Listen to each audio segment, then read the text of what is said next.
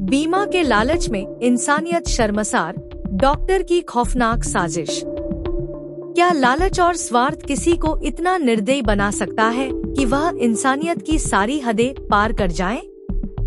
सहारनपुर से एक ऐसी खौफनाक साजिश सामने आई है जो आपके रोंगटे खड़े कर देगी, जहां एक डॉक्टर ने बीमा की रकम और कर्ज से छुटकारा पाने के लिए अपनी मौत का नाटक रचा और निर्दोष को जिंदा जला दिया। सहारनपुर के थाना कोतवाली देहात इलाके में 23 दिसंबर की सुबह पुलिस को बिजोपुरा नहर के पास एक जली हुई मारुति 800 कार और उसके अंदर जले हुए शव की सूचना मिली। शुरू में यह एक हादसा लग रहा था, लेकिन जब जांच शुरू हुई तो एक ऐसी साजिश सामने आई जिसने इंसानियत को शर्मसार कर दिया।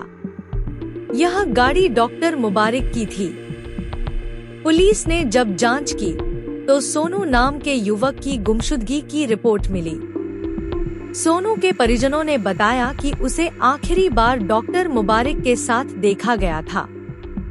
पुलिस ने जब डॉक्टर से पूछताछ की तो उसने जो सच उगला उसने सबको झकझोर कर रख दिया। इस मामले पर सहारनपुर पुलिस अधीक्षक नगर अभिमन्यु मांगलिक ने क्या कहा, जरा उसको भी सुनिए। जी हाँ, कोतवाली देहात क्षेत्र में बहुत रोचक घटना हुई है, जिसमें 23 तारीख की सुबह ये सूचना मिलती है स्थानीय पुलिस को कि बिजोपुरा नहर के पास एक गाड़ी है मारुति 800, वो पूरी तरह से जल गई है। उसमें एक व्यक्ति बैठा हुआ है, वो भी पूरी तरह से जल चुका है। वहां पर तुरंत हमारी पुलिस टीम पहुंचती है, फॉरेंसिक टीम पहुंचती है। गाड़ी में से डेड बॉडी को निकाला जाता है। उसके बाद इस गाड़ी का जो प्लेट पे नंबर था उससे गाड़ी ट्रेस की जाती है, तो पता चलता है गाड़ी ओरिजिनली कोई कानपुर का ओनर है जिसके पास ये गाड़ी जिसके नाम पे रजिस्टर्ड है।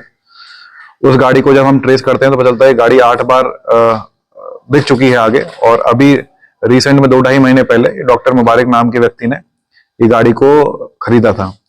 इसके बाद ये जब पूरी तफ्तीश चली रही होती है तभी एक सोनू नामक व्यक्ति है, उसके परिजन आते हैं।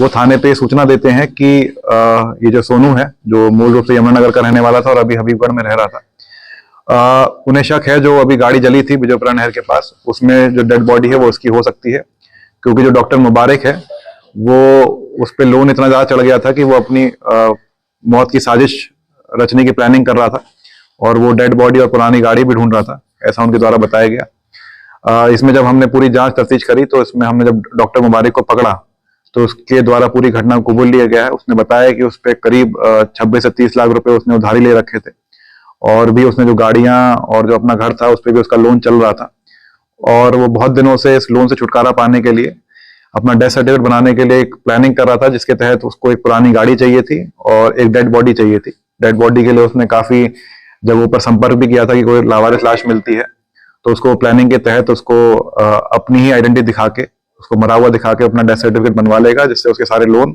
और इंश्योरेंस क्लेम भी उसको मिल जाएगा।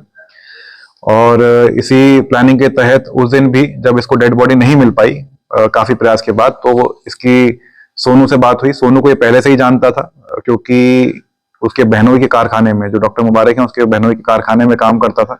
कभी कभार ये उससे पैसे मांगकर शराब भी पीता था सोनू। तो उस दिन ये 22 तारीख की शाम को एक ढाबे पर पहुंचता है जहां सोनू उसको मिलता है।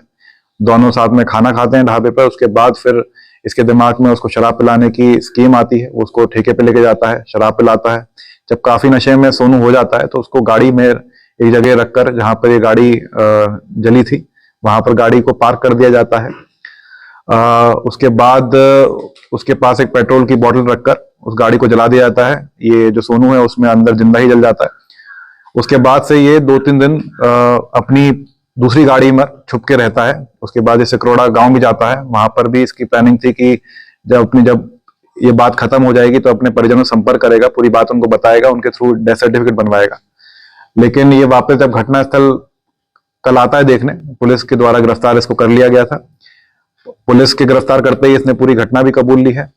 जो सोनू का लॉकेट था जो उसके गले से मिला था वो भी इसके द्वारा बरामद कर लिया गया है। जो इसके कागजात थे सोनू से संबंधित या इसके लोगों के कागजात थे वो भी इससे बरामद कर लिए गए हैं। हमने सीसीटीवी फुटेज भी इसमें कलेक्ट करी है जिसमें दिख रहे हैं साथ में गाड़ी में जाते हुए, जिसमें ठेके पे शराब लेते हुए सोनू दिख रहा है। तो ये पूरी हमने जब साइंटिफिक एविडेंस पूरे इसमें कलेक्ट किए हैं तो पूरी स्टोरी इस तरह बनती है। इसको अब पकड़ लिया है, इसने अपना जुर्म इकबाल भी कर लिया। इसी घटना में, एक हत्या के घटना में इसका मुकदमा पंजीकृत करके इसको आज जेल भेजा जा रहा है। सर क्या पत्नी भी इसमें कहीं ना कहीं इन्वॉल्व है, क्योंकि जो पूछताछ में इसने बताया कि मेरी पत्नी मृत्यु प्रमाण पत्र बनवा कर उसका लोन का पैसा ली थी, क्या? जी हाँ, जब हमने से गहनता से पूछताछ करी है, पत्नी से ही पूछताछ करी है, तो उसमें बात ये निकल के आ रही थी कि पत्नी को ये प्लानिंग का पता नहीं था कि एक जिंदा आदमी को मार देगा। उसको यही बताया गया था कि एक मृत डेड बॉडी ढूंढ रहा है जिसके साथ ये मिलकर ये पूरी साजिश रचेगा। तो अभी तक तो पत्नी की संलिप्तता नहीं आई है, लेकिन आगे अभी तक गहनता से विवेचना चल रही है इसमें। यह सिर्फ एक जघन्य हत्या नहीं थी, बल्कि यह दिखाता है कि कैसे लालच इंसान को अमानवीय बना सकता है। सोनू, जिसे अपना जीवन जीने का हक था, उसे सिर्फ पैसों की खातिर मौत के मुंह में धकेल दिया गया।